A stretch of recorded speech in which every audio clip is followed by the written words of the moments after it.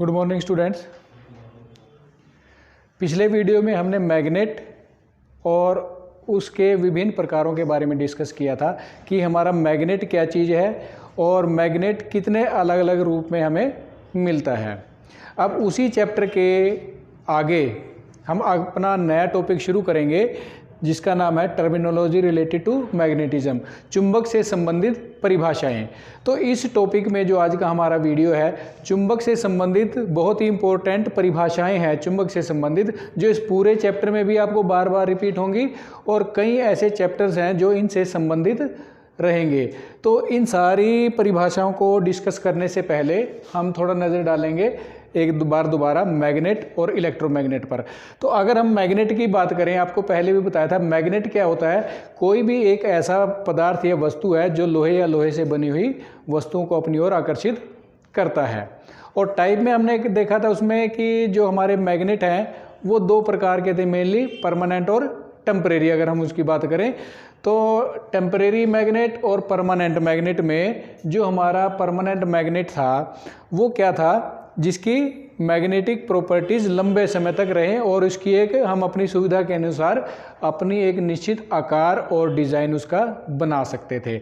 यहाँ पर डायग्राम की अगर बात करें, ये मैंने एक बार मैग्नेट लिया है, ये एक परमानेंट मैग्नेट है। अगर बात मैग्नेटिक पोल की करें, मैग्नेट तो क्या है, कोई भी ऐसी वस्तु या पदार्थ जो चुंबक से लोहे या लोहे से बनी वस्तुओं को अपनी ओर आकर्षित करता है। तो परमानेंट मैग्नेट में मैंने एक ये बार मैग्नेट लिया है, छड़ चुंबक लिया है। मैग्नेटिक पोल्स की अगर बात करें तो ये भी आपको बताया था कि चुंबक कोई भी है, किसी भी प्रकार का है, चाहे वो टेम्परेरी है, चाहे वो परमानेंट है या किसी भी डिज़ाइन का है, चुंबक के मुख्य तौर पर दो ध्रुव हुआ करते हैं, नॉर्थ और साउथ। एक नॉर्थ पोल है और एक साउथ पोल रहेगा। तीसरा है मैग्नेटिक एक्सिस, चुंबकीय अक्ष। अगर एक परमानेंट मैग्नेट की बात करें, जैसे बार मैग्नेट मैंने लिया है, तो ये जो मैग्नेटिक एक्सिस क्या होता है, मैग्नेटिक एक्सिस एक काल्पनिक रेखा होती है, इमेजिनरी लाइन है। कल्पना की जाती है कि जो नॉर्थ और साउथ, एक मैग्नेट के जो दो पोल हैं नॉर्थ और साउथ, उनको आपस में मिलाने वाली जो रेखा होती है ये काल्पनिक रेखा है, वास्तव में नहीं होती, लेकिन हम इमेजिन करते हैं, कल्पना करते हैं कि अगर कोई एक ऐसी लाइन हो जो नॉर्थ और साउथ पोल को आपस में मिलाती हो तो वो मैग्नेटिक एक्सिस कहलाती है। यहाँ पर ये जो मैंने एन से एस तक ये जो डॉटेड लाइन दिखाई है ये वो मैग्नेटिक एक्सिस है। हम कल्पना करते हैं कि ये जो लाइन है ये नॉर्थ और साउथ पोल को आपस में मिलाती है। तो मैग्नेटिक एक्सिस क्या है, चुंबक के दोनों ध्रुवों नॉर्थ और साउथ को आपस में मिलाने वाली एक काल्पनिक रेखा को मैग्नेटिक एक्सिस कहते हैं। काल्पनिक इसलिए क्योंकि वास्तव में नहीं होती है, इसकी एक कल्पना की जाती है कि ये आपस में मिलाती है। उसके बाद है इलेक्ट्रोमैग्नेट। इलेक्ट्रोमैग्नेट के बारे में बताया था, ये चीज़ें हैं एक परमानेंट मैग्नेटिक। इलेक्ट्रोमैग्नेट क्या होता है, इलेक्ट्रो मतलब विद्युत और मैग्नेट मतलब चुंबक। विद्युत की सहायता से किसी भी चुंबकीय पदार्थ से बनी कोर को चुंबक बनाना।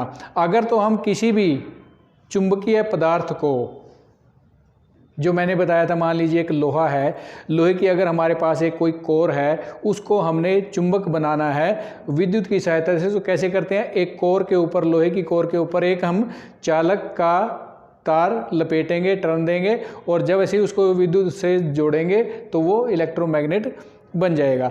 तो यहाँ पर अगर डायग्राम की बात करें, यहाँ पर मैंने एक इलेक्ट्रोमैग्नेट का डायग्राम बनाया है। यहाँ पर ये एक एयर कोर कॉइल है, एयर कोर।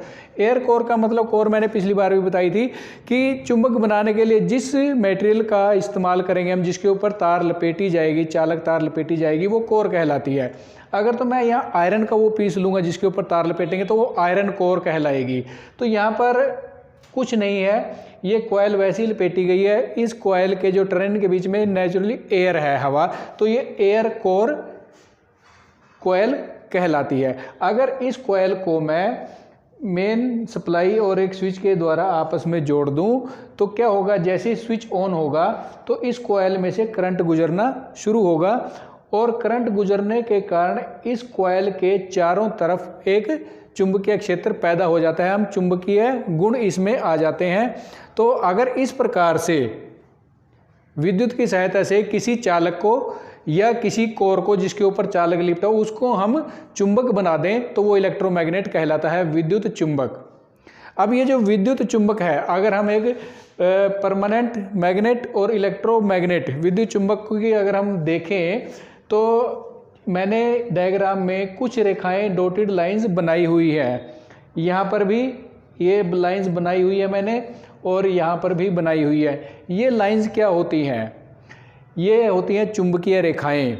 चुंबक के चारों तरफ अभी मैंने बताया कि जब चाहे तो परमानेंट मैग्नेट हो चाहे इलेक्ट्रोमैग्नेट हो, इसके चारों तरफ एक क्षेत्र हुआ करता है जहाँ पर हम चुंबकीय प्रभाव को महसूस करते हैं।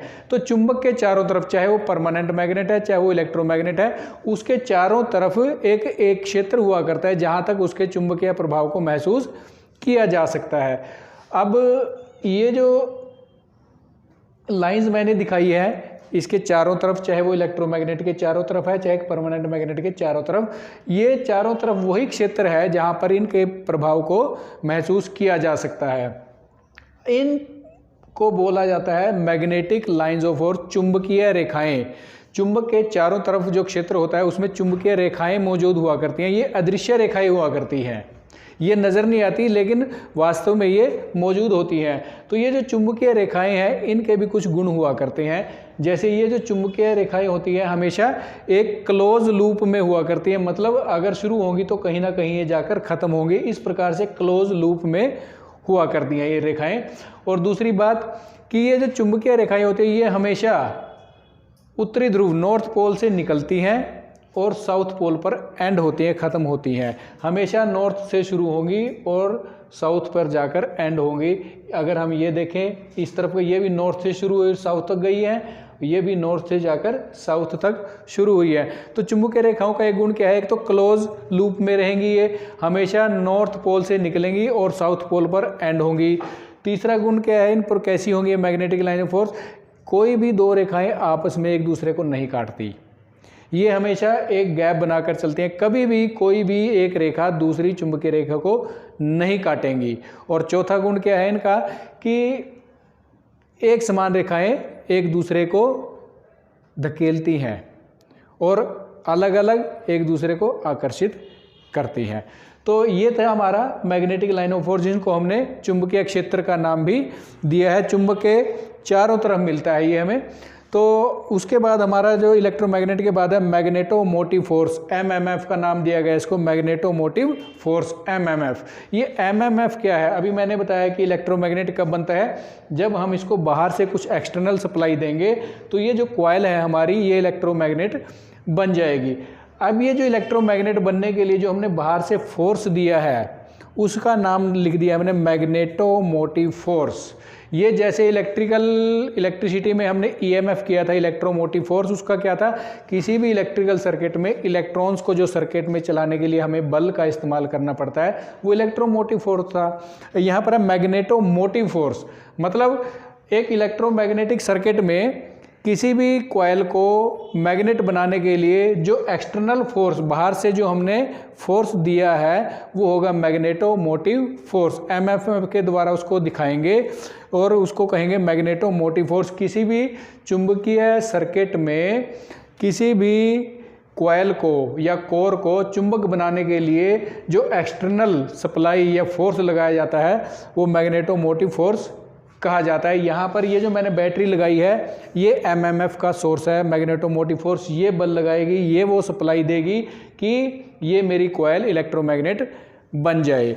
अब बात ये है कि ये जो मैग्नेटोमोटिव फोर्स है, ये जो मैंने इलेक्ट्रोमैग्नेट बनाया है, अब ये इलेक्ट्रोमैग्नेट इसकी प्रॉपर्टी ज़्यादा रहे या कम रहे, मतलब ये जो इलेक्ट्रोमैग्नेट बनेगा ये स्ट्रॉन्ग इलेक्ट्रोमैग्नेट बनेगा या वीक इलेक्ट्रोमैग्नेट बनेगा, ये डिपेंड करता है एमएमएफ के ऊपर। और एमएमएफ के ऊपर कैसे डिपेंड करेगा? ये मैग्नेटोमोटिव जो फोर्स होता है उसकी यूनिट होती है एम्पियर टर्न। एम्पियर टर्न इसको एटी के द्वारा दर्शाया जाता है। मैग्नेटिक मोटिव फोर्स की जो इकाई है वो एम्पियर टर्न। यहाँ पर एम्पियर का मतलब होता है करंट की इकाई और टर्न का मतलब कि ये नंबर ऑफ टर्न कितने हैं। तो इससे साफ पता चलता है कि ये जो इलेक्ट्रोमैग्नेट बनेगा उसकी जो ताकत है, कितना स्ट्रॉन्ग मैग्नेट बनेगा या कितना कमज़ोर वो मैग्नेट रहेगा, वो दो चीज़ों के ऊपर निर्भर करता है कि यहाँ से गुजरने वाला ये करंट कितने क्वांटिटी का है और ये नंबर ऑफ टर्न्स कितने हैं। अगर तो यहाँ करंट भी कम रहेगा और नंबर ऑफ टर्न भी कम रहेंगे तो इसका मतलब क्या है, इलेक्ट्रोमैग्नेटिक कमज़ोर रहेगा, जो मेरा चुंबक बनेगा वो थोड़ा कमज़ोर रहेगा, उसमें मैग्नेटिक प्रॉपर्टीज़ थोड़ी कम रहेंगी। अगर ये करंट भी ज़्यादा होगा और नंबर ऑफ टर्न भी ज़्यादा होंगे तो इसका मतलब ये जो इलेक्ट्रोमैग्नेट बनेगा उसमें मैग्नेटिक प्रॉपर्टीज़ काफ़ी ज़्यादा होंगी, वो एक स्ट्रॉन्ग मैग्नेट होगा। तो जो मैग्नेटिक मोटिव फोर्स है उसके ऊपर डिपेंड करता है कि मेरा जो इलेक्ट्रोमैग्नेट बना है उसमें मैग्नेटिक प्रॉपर्टीज़ कितनी ज़्यादा हैं, और वो करंट और नंबर ऑफ टर्न्स के ऊपर डिपेंड करता है। इसलिए मैग्नेटो मोटिव फोर्स की जो इकाई होती है, यूनिट होती है, वो एम्पियर टर्न होते हैं, जिसको हम AT के द्वारा दर्शाते हैं। उसके बाद है मैग्नेटिक फील्ड। ये मैं पहले भी बता चुका हूँ, मैग्नेटिक फील्ड मतलब चुंबकीय क्षेत्र। ये क्या होता है, चुंबक के चारों तरफ का वो क्षेत्र जहाँ तक उसके प्रभाव को महसूस किया जा सके, वो चुंबकीय क्षेत्र कहलाता है। और ये मैग्नेटिक लाइंस ऑफ फोर्स के द्वारा होता है, ये जो हमें नज़र नहीं आती। अब मान लीजिए ये एक मेरा मैग्नेट है या ये एक इलेक्ट्रोमैग्नेट है। अगर मैं एक कोई लोहे से बनी कोई भी वस्तु यहाँ पर इतनी दूर रखूँ तो मुझे क्या लगेगा कि कोई भी फोर्स ऑफ अट्रैक्शन नहीं है। फिर मैं उसके यहाँ तक लेके जाऊँगा थोड़ा उसके और पास, मुझे फिर भी महसूस होगा कि यहाँ तक भी उसका कोई प्रभाव नहीं है। फिर मैं यहाँ तक लेके आऊँगा तो हल्का हल्का मुझे ऐसा लगेगा कि वो इसको अपने ओर खींचना शुरू हुआ है। तो जैसे जहाँ पर इसका महसूस किया जा सके तो वहाँ तक उस एरिया की, उस क्षेत्र की रेंज हुआ करती है। और सबसे ज़्यादा जो अट्रैक्शन होता है स्ट्रॉन्ग, वो नॉर्थ और साउथ पोल के ऊपर सबसे ज़्यादा मैग्नेट की स्ट्रॉन्ग प्रॉपर्टीज़ हुआ करती है। मतलब कि चुंबक के चारों तरफ जहाँ से चुंबकीय प्रॉपर्टीज़ के महसूस किया जा सके प्रभाव को, वहाँ तक उसका चुंबक का क्षेत्र हुआ करता है, मैग्नेटिक फील्ड बोलते हैं उसको। और वो रेखाएं के रूप में होता है, रेखाएं नज़र नहीं आती लेकिन उनका प्रभाव महसूस किया जा सकता है। और कोई भी चुंबक की जो सबसे ज़्यादा स्ट्रॉन्ग शक्ति है वो कहाँ पर होती है, वो उसके पोल्स में होती है। मतलब सबसे ज़्यादा चुंबकीय शक्ति पोल में हुआ करती है चुंबक के। अगला मैग्नेटिक फ्लक्स, चुंबकीय फ्लक्स। इसको हमने फाई के द्वारा दर्शाते हैं। ये फाई अक्षर है एक, इसके द्वारा इसको लिखा जाता है, दिखाया जाता है। मैग्नेटिक फ्लक्स का मतलब क्या होता है, जो अभी मैंने चुंबकीय क्षेत्र में बताई कि ये रेखाएं होती है, इन्हीं रेखाओं को चुंबकीय फ्लक्स कहा जाता है। चुंबक के चारों तरफ जो मैग्नेटिक लाइंस ऑफ फोर्स हुआ करते हैं, चुंबकीय बल रेखाएं हुआ करती हैं, उन्हीं को मैग्नेटिक फ्लक्स कहा जाता है। और इसको हम फाई के द्वारा दर्शाते हैं। अगर मैग्नेटिक फ्लक्स की इकाई की बात करें, इनको हम वेबर के द्वारा दर्शाते हैं। मैग्नेटिक फ्लक्स को फाई अक्षर के द्वारा डिनोट करेंगे हम। और मैग्नेटिक फ्लक्स की अगर इकाई की बात करें, ये होती है वेबर, WB के द्वारा हम इसको दर्शाते हैं। अगर वेबर, जैसे अभी मैंने बताया कि चुंबकीय जो रेखाएं होती है वही फ्लक्स होता है, उसी को बोलते हैं। तो हमें ये पता होना चाहिए कि अगर एक वेबर है, एक वेबर का मतलब क्या होता है, कितनी लाइनें होंगी। तो एक वेबर जो हमारा होता है वो होता है 10 की शक्ति 8 लाइंस। मतलब एक वेबर में इतनी सारी ये मैग्नेटिक लाइंस ऑफ फोर्सेस मौजूद होती हैं। तो चुंबकीय फ्लक्स क्या होता है, चुंबक के चारों तरफ जो मैग्नेटिक लाइन ऑफ फोर्स होती है उन्हीं को चुंबकीय फ्लक्स कहा जाता है। फाई अक्षर के द्वारा इसको दिखाया जाता है और इसकी इकाई होती है वेबर। और एक वेबर में 10 की शक्ति 8 इतनी चुंबकीय रेखाएं पाई जाती हैं। उसके बाद है मैग्नेटिक फ्लक्स डेंसिटी, चुंबकीय फ्लक्स घनत्व। ये क्या होता है, इसको हम अक्षर B के द्वारा दर्शाते हैं। चुंबकीय फ्लक्स घनत्व का मतलब क्या होता है कि एक निश्चित क्षेत्रफल में से गुजरने वाली चुंबकीय रेखाएं, एक हमारे पास निश्चित क्षेत्रफल है, उसमें से कितनी फ्लक्स की लाइनें ये गुजरी हुई हैं, वो कहलाता है magnetic flux density. For example, मान लीजिए मेरे पास 1 वर्ग मीटर का क्षेत्र ये है और 1 वर्ग मीटर का क्षेत्र ये है। पहले में से मैं बोलता हूं कि ये जो लाइनें हैं 4 चुंबकीय रेखाएं गुजरती हैं।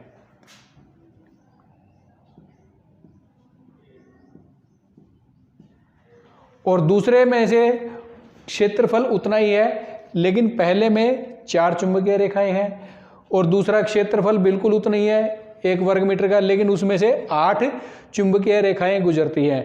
तो इसमें घनत्व कहाँ ज़्यादा होगा? घनत्व का मतलब होता है डेंसिटी, किसी चीज़ की अधिक मात्रा पाई जाना। तो बी केस में अगर ए केस की बात करूं, यहाँ पर क्षेत्रफल उतना ही है 1 वर्ग मीटर का, लेकिन इसमें 4 चुंबकीय रेखाएं गुजरती हैं।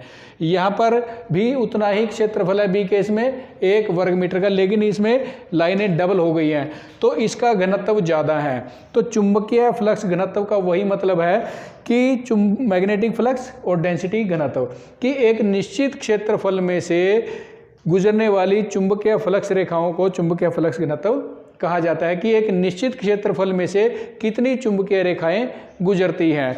इसको हम बी के द्वारा दर्शाते हैं और इसकी इकाई होती है वेबर पर यूनिट एरिया कि एक निश्चित एरिया में कितना फ्लक्स गुजरा है। वेबर नहीं, फ्लक्स लिखेंगे हम इसको, वेबर यूनिट है magnetic flux per unit area कि एक दिए हुए एरिया में से कितना मैग्नेटिक फ्लक्स गुजरता है। अगर ये इसका फार्मूला है, अगर इसकी इकाई की बात करें हम, चुंबकीय फ्लक्स की इकाई अभी मैं बता के हटा हूं, चुंबकीय फ्लक्स की इकाई होती है वेबर बटे एरिया, क्षेत्रफल की इकाई होती है मीटर स्क्वायर। तो अगर चुंबकीय फ्लक्स घनत्व बी की बात करें, इसका formula magnetic flux per unit area है। अगर इसकी इकाई की बात करें वेबर पर मीटर स्क्वायर है, मतलब कि 1 मीटर स्क्वायर में से कितनी फ्लक्स की लाइनें गुजरती हैं वो उसका घनत्व कहलाता है। अगर जैसे मैंने बताया यहाँ पर कम लाइनें हैं तो कम घनत्व है, अगर यहाँ पर ज़्यादा लाइनें गुजरती हैं तो ज़्यादा घनत्व होगा, अगर इससे ज़्यादा उतने एरिया में से इससे ज़्यादा लाइनें गुजरती हैं तो उसका घनत्व उससे भी ज़्यादा होगा। कि निश्चित क्षेत्रफल में से कितनी लाइनें फ्लक्स की गुजरती हैं वो उसका घनत्व कहलाता है। इसको हम टेस्ला के द्वारा भी दर्शाते हैं। टेस्ला ये भी पूछ लिया जाता है कि वेबर पर मीटर स्क्वायर और टेस्ला एक ही चीज़ हुआ करती है, ये भी इसी की यूनिट है और टेस्ला भी चुंबकीय फ्लक्स घनत्व की ही यूनिट हुआ करती है। नेक्स्ट है रिलक्टेंस। रिलक्टेंस जिसको हम एस के द्वारा दर्शाते हैं, ये क्या होता है? जिस प्रकार हमने इलेक्ट्रिक सर्किट में रेजिस्टेंस किया था, रेजिस्टेंस क्या था? करंट के मार्ग में रुकावट। तो यहीं पर रिलक्टेंस का भी वही काम है, चुंबकीय फ्लक्स के मार्ग में रुकावट डालना। किसी भी पदार्थ की वो प्रॉपर्टी जो चुंबकीय फ्लक्स के मार्ग में रुकावट पैदा करता हो वो रिलक्टेंस या जिसको एस के द्वारा दर्शाया जाता है। मान लीजिए यहाँ पर अभी मैंने बताया है कि ये जो कोई भी मटेरियल है इसमें से 4 लाइनें गुजरी हैं और ये कोई अलग मटेरियल है, इसमें से 8 लाइनें गुजरी हैं। हो सकता है कोई ऐसा मटेरियल भी हो जिसमें से केवल 2 ही लाइनें गुजरे, मतलब उस मटेरियल की प्रॉपर्टी ऐसी है वो कि मैग्नेटिक फ्लक्स को कम गुजरने देता है। एक मैग्नेटिक मटेरियल ऐसा है जिसकी प्रॉपर्टी है वो आसानी से जिसमें से चुंबकीय रेखाएं गुजर जाती हैं। तो जो मटेरियल, जो पदार्थ फ्लक्स के मार्ग में रुकावट पैदा करता है वो प्रॉपर्टी कहलाती है रिलक्टेंस। इसको एस के द्वारा दर्शाया जाता है। और इसके अगर फार्मूले की बात करें, इसका फार्मूला है एमएमएफ बटे magnetic flux, magnetomotive force divided by magnetic flux. इसी से इसकी इकाई बन जाएगी। एमएमएफ की इकाई मैं बता के हटा हूँ एम्पियर टर्न, और मैग्नेटिक फ्लक्स की इकाई होती है वेबर। इसी फार्मूले से इसकी यूनिट बन जाएगी। तो रिलक्टेंस क्या है? किसी भी पदार्थ का वो गुण जो चुंबकीय रेखाओं के मार्ग में, चुंबकीय रेखाएं क्या है? चुंबकीय फ्लक्स, चुंबकीय फ्लक्स या चुंबकीय रेखाओं के मार्ग में रुकावट पैदा करता है उसको रिलक्टेंस कहते हैं। इसको कैपिटल एस के द्वारा दर्शाए जाते हैं। फार्मूला इसका एमएमएफ बटे मैग्नेटिक फ्लक्स, और इसी फार्मूले से अगर इसकी इकाई बनाए तो एम्पियर टर्न पर वेबर इसकी इकाई होती है। तो ये हमारी जो मैग्नेटिक से रिलेटेड ये परिभाषाएं हैं जो बार बार हमें इस चैप्टर में रिपीट होंगी और बार बार हमें आगे दूसरे चैप्टर से भी ये संबंधित हुआ करती हैं। Magnet, magnetic pole, magnetic axis, electromagnet, और इलेक्ट्रोमैग्नेट से संबंधित आगे इलेक्ट्रोमोटिव फोर्स, मैग्नेटोमोटिव फोर्स जिसको एमएफ कहा गया है, magnetic field, magnetic flux density और रिलक्टेंस। तो इस प्रकार ये हमारी मैग्नेट से संबंधित मेन टर्मिनोलॉजी थी आज की। Thank you.